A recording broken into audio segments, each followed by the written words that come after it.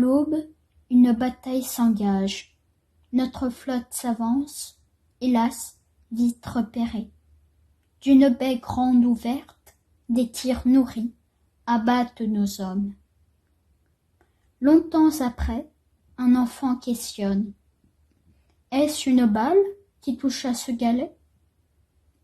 Il s'en trouve tant sur la plage avec cette blessure. Certains, de part en part, sont traversés, d'autres, par milliers, ont empêché l'assaut.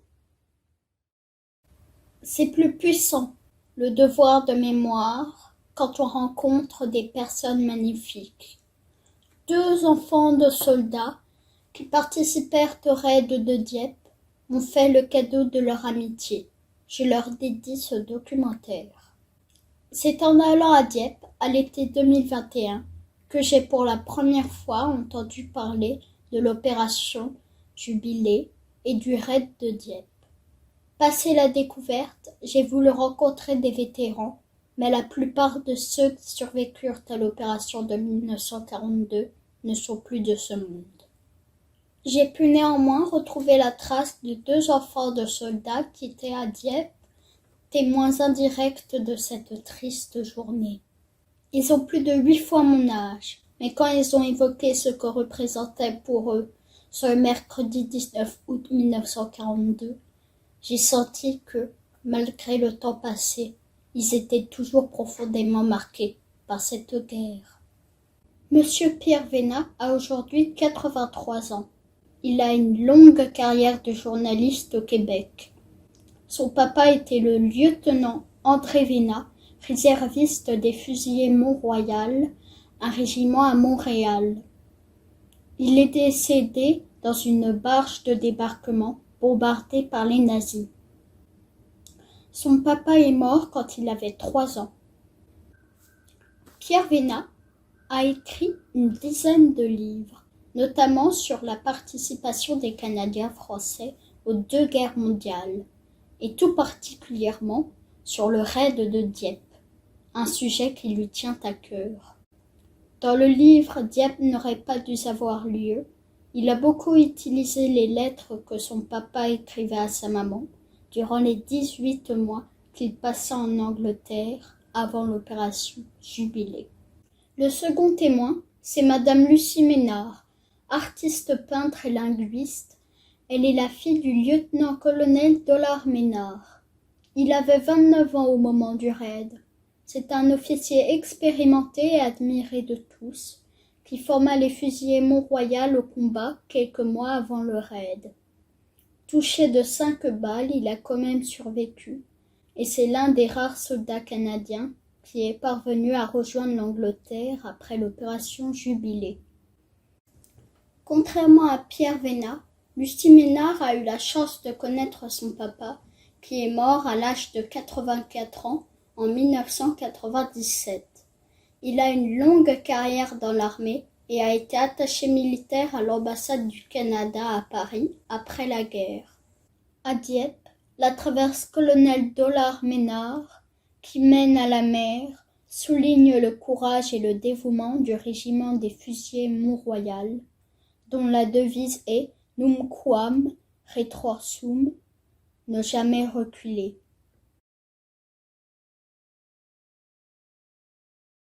Voici en bref ce que fut le raid de Dieppe.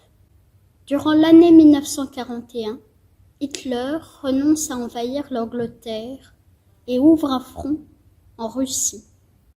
Après le désastre de Pearl Harbor, les États-Unis s'engagent aux côtés des Alliés contre l'Axe en décembre 1941. 1942, année terrible, voit l'Allemagne triompher sur tous les fronts. L'Angleterre perd Tobruk et le canal de Suez. Les U-boats coulent toujours plus de navires alliés sur l'Atlantique. La Russie contient avec peine l'avancée allemande. Sous la pression russe et américaine, il fut décidé d'ouvrir un front sur la côte normande et d'y envoyer un corps de bataille à Dieppe. Après l'évacuation massive de Dunkerque, en mai 1940, les Alliés, qui avaient réussi quelques raids de moindre envergure, engagèrent avec le raid de Dieppe la plus vaste offensive de l'époque. Mais la morphologie de cette partie du rivage normand annonçait un désastre. Avec ses grandes falaises de calcaire, promontoires où les Allemands avaient placé des batteries d'artillerie, et ses plages inclinées de galets, rendant difficile un débarquement.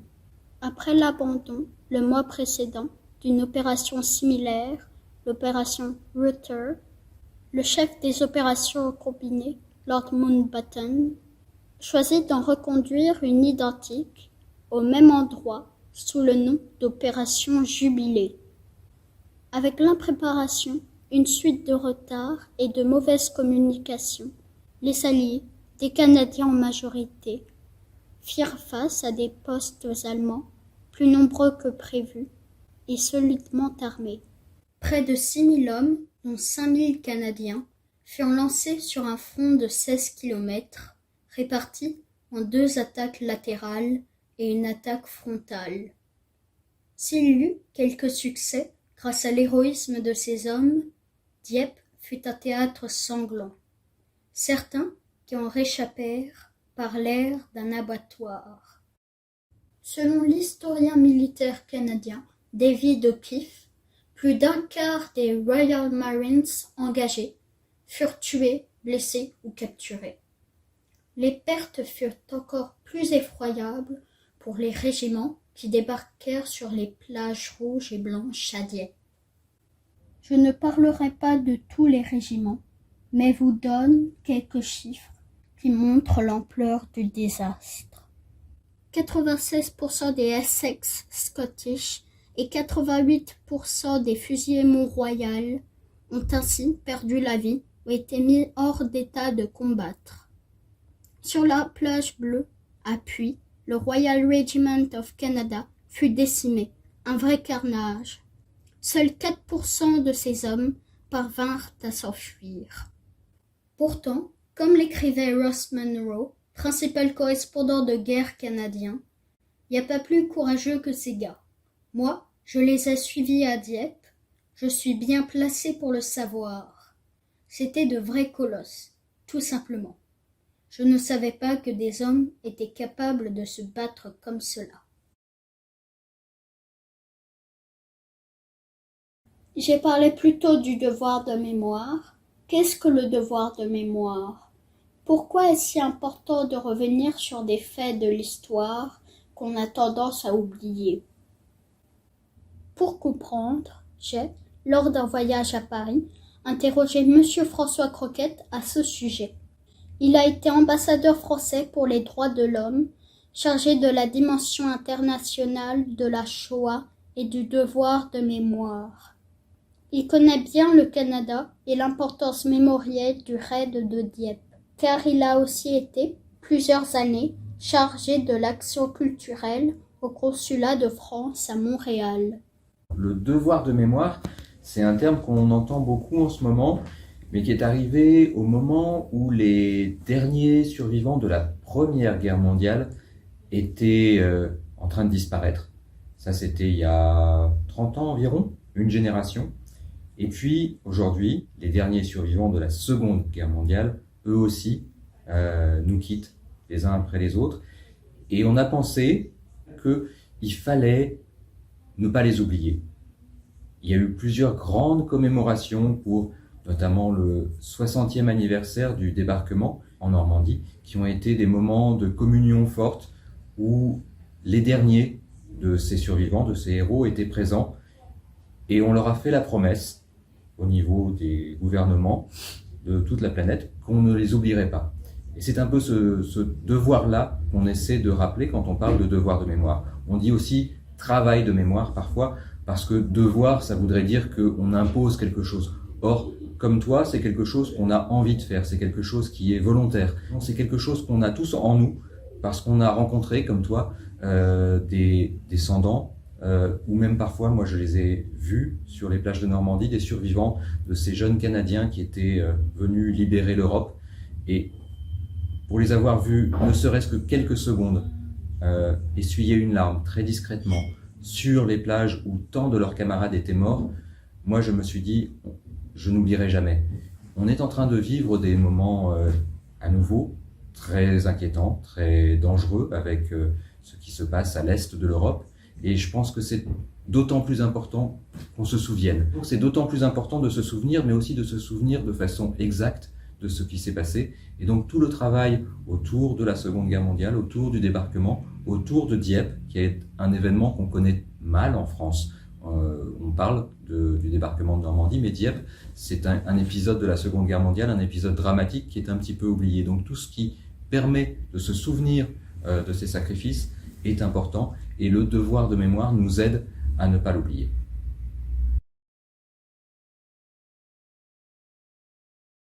Comme le dit François Croquette, il faut se rappeler précisément des choses pour ne pas les déformer. C'est ce travail de mémoire qu'a fait Pierre Vénat à travers ses recherches sur le raid de Dieppe. Quand je l'ai rencontré pour parler du raid, il plaisantait beaucoup. C'est un monsieur très drôle en fait. Le voici en train de mimer une attaque avec la canne de poilu de son grand-père, sculptée dans les tranchées en France par ses hommes.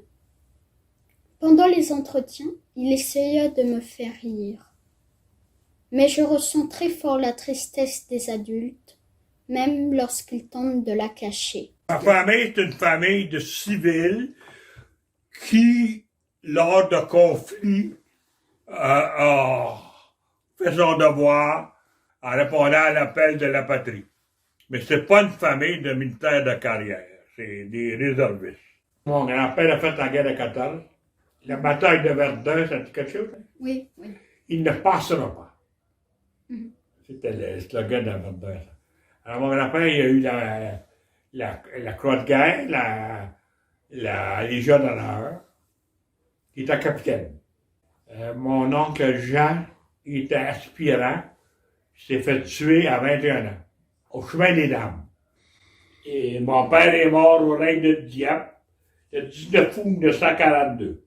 Alors, il s'est engagé pour faire son devoir, mais pour venger son frère, qui était mort à la guerre de 14.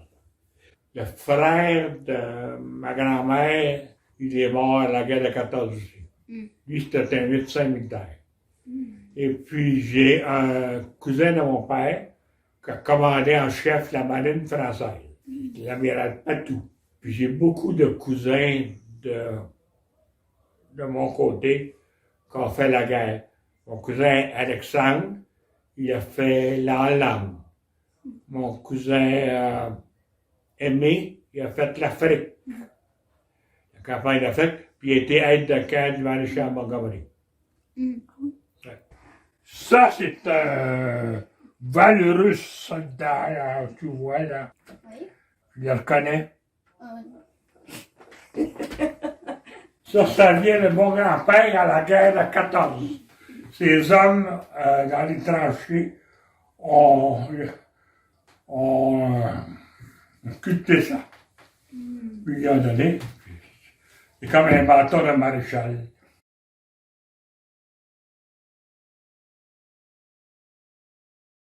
Il y a eu la Légion d'honneur, puis la Croix de guerre, puis la médaille de Verdun.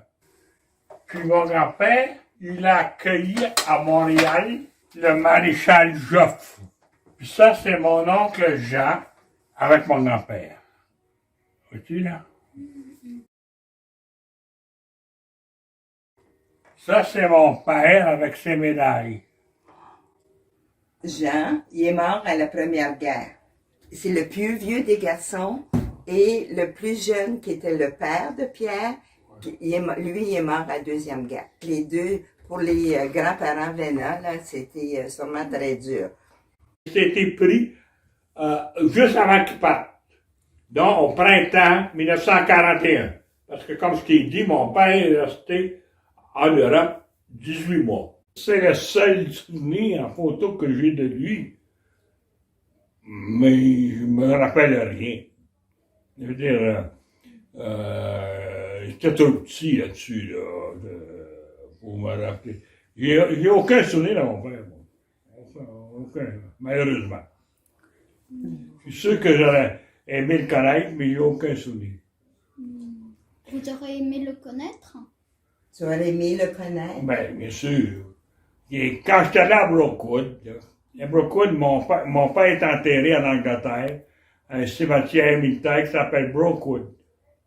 Je l'ai... en fait, j'ai parlé à la tombe. C'est curieux, hein? J'ai parlé à la tombe, c'est comme s'il m'avait répondu.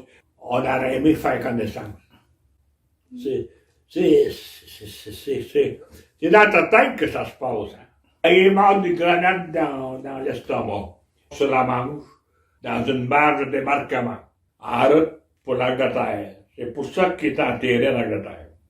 Il avait 3 ans et demi. Mais moi, je suis allé à Dieppe en 1982, avec le général Ménard. C'est là que je me suis vraiment intéressé à Dieppe. Dieppe, pour les fusiliers, c'est important. Et pour Dieppe, les fusiliers, c'est important aussi.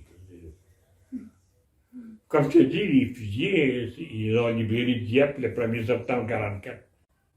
Tu sais, des fois, on se demande tout de même, c'était-tu nécessaire un tel massacre? Parce que, si tu allais à Dieppe, tu as vu les rochers, là, ben les Allemands étaient là, puis ils tiraient en bas comme de la chasse au canard, hein. Les pauvres Canadiens. D'abord, même s'il n'avait pas tiré dessus, il aurait presque fallu qu'il soit alpiniste pour monter le haut rocher. Il n'y avait aucune chance. Aucune chance. C'était un massacre. Les militaires sont jamais morts pour rien. Si on est libre aujourd'hui, c'est parce qu'il y a des gens, volontaires pour la plupart, parce qu'au Canada, il y a un peu de service militaire obligatoire, hein, qui sont allés se battre pour qu'on vive libre. D'ailleurs, sur la tombe à mon père, moi j'ai fait graver « Mort si jeune pour que nous vivions libres ». Et comme on dit, ils ne vieilliront pas comme qui leur avons survécu, mais à l'heure du crépuscule, nous nous souviendrons d'eux.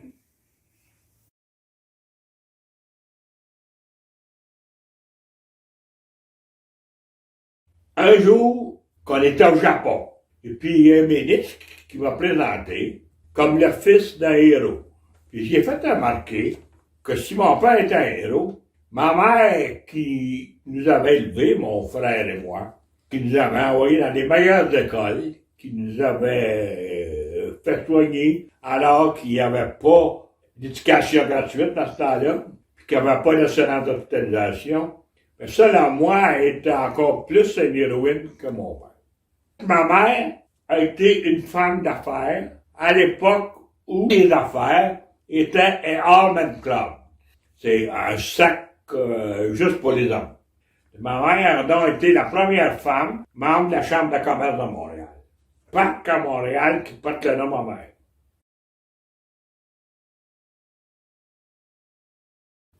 Le lieutenant-colonel Guy Gosselin est le gardien de la mémoire des fusiliers Mont-Royal. Il a eu la gentillesse de m'ouvrir les portes du musée, de me guider et de m'accorder un entretien. Avant de faire un survol du musée, qui sont les fusiliers Mont-Royal? Les fusiliers Mont-Royal sont un régiment assez huppé, de grandes familles montréalaises qui ont participé à la création de Montréal et qui ont marqué Montréal. C'est un des 2 régiments français de Montréal, nous et le régiment de Maisonneuve. Nous sommes le premier régiment qui a eu le droit de cité de la ville de Montréal après 100 ans d'histoire. Et les fusiliers Mont-Royal ont toujours eu des traditions à eux, des styles de vie aussi. Fusiliers Mont-Royal.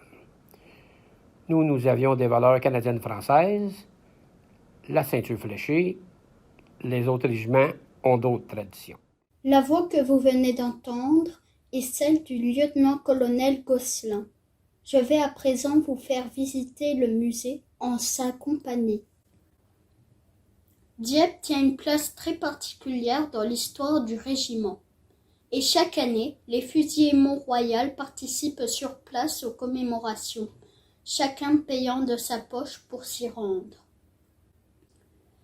Pour se souvenir, les bibliothèques, les archives, les musées sont essentiels. Le musée régimentaire des fusiliers Mont-Royal a un espace consacré à la mémoire et aux souvenirs laissés par ceux qui participèrent à la Seconde Guerre mondiale. Le musée est là pour la famille régimentaire, ses officiers, ses sous-officiers et ses nouvelles recrues. Mais il est aussi ouvert à toutes les familles et aux jeunes qui souhaitent le visiter. Les objets qui y sont exposés, même inanimés, nous parlent bien plus qu'un discours. Ils nous rappellent cette guerre sans pitié que fit subir au monde libre la folie aveugle d'Hitler. Ils nous parlent aussi de fraternité, de loyauté et de courage.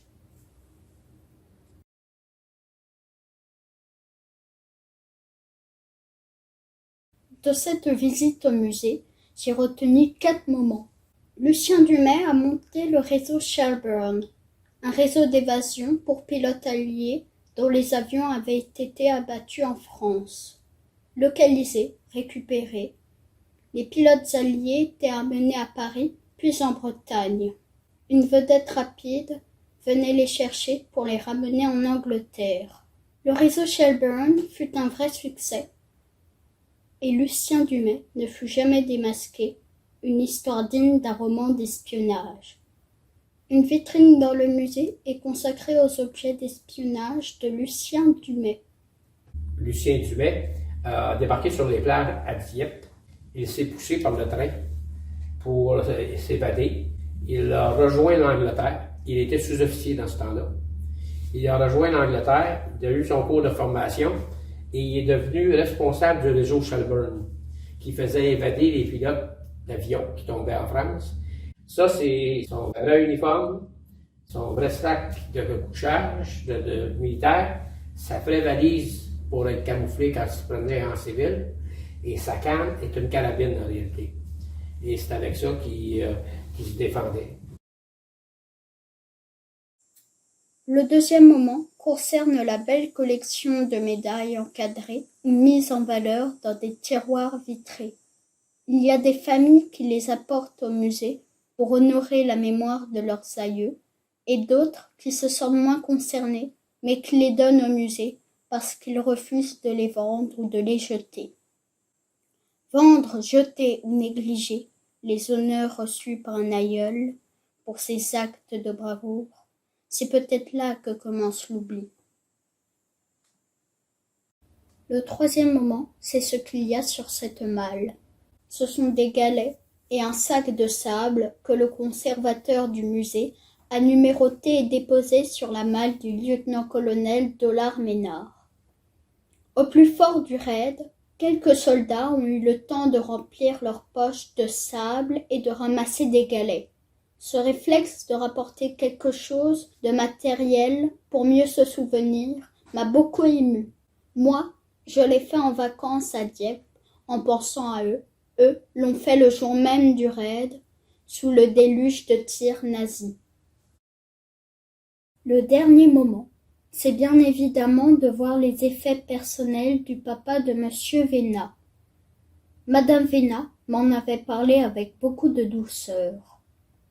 Je sais que ce peignoir vert en soie, ces chaussons marrons, ce drap blanc qui recouvre son lit, cette cuvette et cette malle qui portent son nom ont été prêtés par la famille au musée.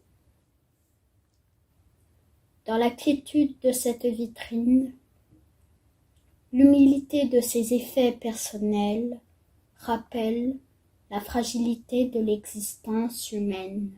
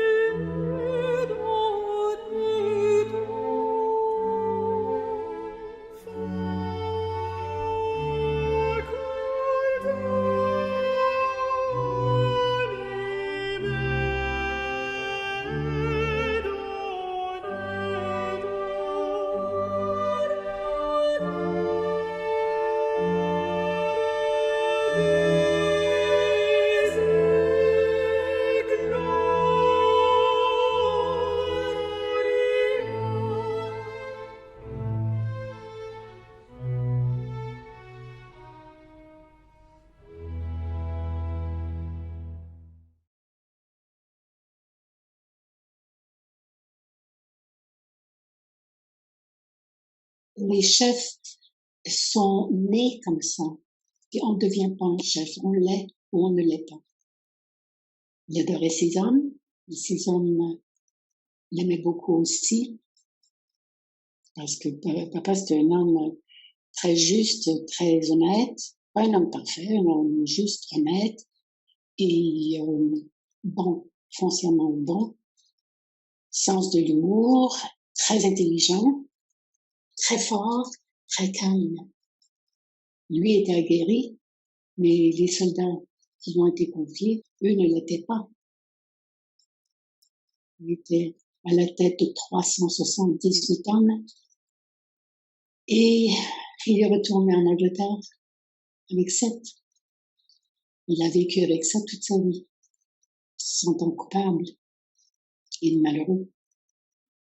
Pensez-y, on a entraîné tous ces hommes, on a vécu avec eux, on les connaît bien, on lève le bras, on dit « suivez-moi », ils l'ont suivi, ils ont été tués.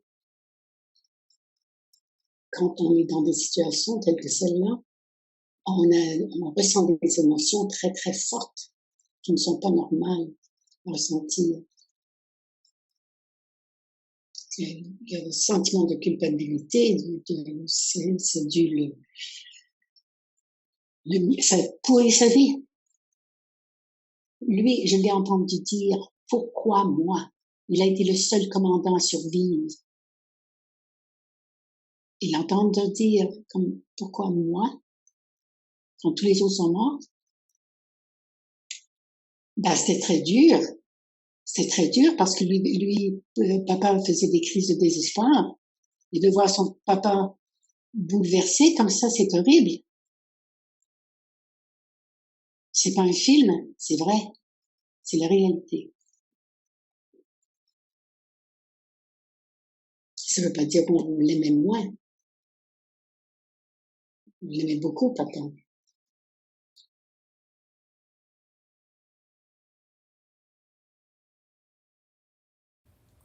La guerre est une chose terrible à imaginer pour un enfant comme moi qui a toujours vécu dans un pays en paix.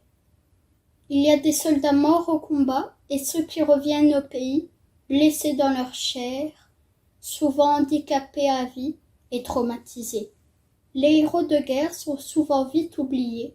Ils se retrouvent sans emploi et en très grande difficulté matérielle. C'est là que la solidarité régimentaire et l'aide donnée par les frères d'armes est essentielle. Si on regarde l'histoire des fusiliers Mont-Royal, Dieppe a été un fait marquant sur nos pertes. On a perdu un bataillon. On a eu des blessés. On a eu beaucoup de morts. Les familles en ont subi les conséquences. Au retour, il y a eu beaucoup de prisonniers de guerre. Les familles ont été séparées. L'argent, dans ce temps-là, ça pleuvait pas. L'Association des fusiliers Mont-Royal s'est occupée de trouver de l'argent pour supporter les familles, pour les faire vivre. Dans l'ancien temps, dans ce temps de guerre-là, avant de partir à la guerre, il y avait des dépouillements d'arbres de Noël pour les enfants des soldats du régiment. Il y avait des soirées de Noël, ceux qui étaient en moyen supportaient de leur poche pour aider les familles. Celui que vous avez là, c'était le major Leroy. Lui a été aide de camp pour un général russe en prison à Stalag. Et dans la vie civile, après, il est devenu immensément important. Lui avait développé une compagnie électrique de Roy Marchand.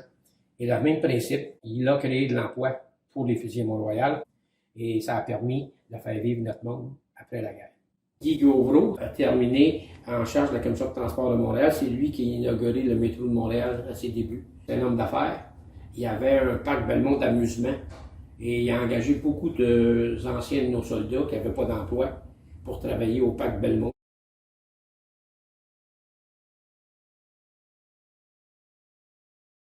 Pour conclure ce documentaire, je voudrais revenir à un moment de ma visite chez Monsieur Vénat qui m'a profondément touchée. Au moment où je m'apprêtais à prendre congé de lui, sur le pas de la porte, il m'a montré la Mother Cross. Cette médaille que personne ne souhaite recevoir qu'on donne à une veuve de guerre ou une maman quand son enfant est tombé à la guerre. Ça, c'est une médaille qu'on appelle le Mother Cross. C'est une médaille que l'on donne aux veuves de guerre et aux mamans des soldats morts. OK? Donc, c'est une médaille que personne ne va avoir. Parce que c'est, pour l'avoir, il faut qu'il y ait un mort. Et le 11 novembre, ben, je la porte très religieusement.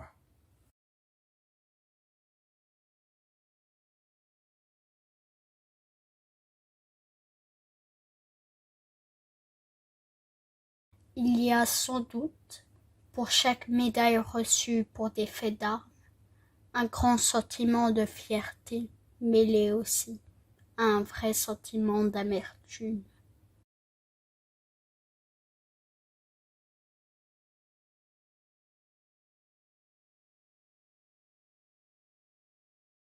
Ils ne vieilliront pas comme nous, qui leur avons survécu. À l'heure du crépuscule, nous nous souviendrons d'eux. Ils ne vieilliront pas comme nous qui leur avons survécu. Ils ne connaîtront jamais l'outrage, ni le poids des années. Quand viendra l'heure du crépuscule et celle de l'aurore, nous nous souviendrons d'eux.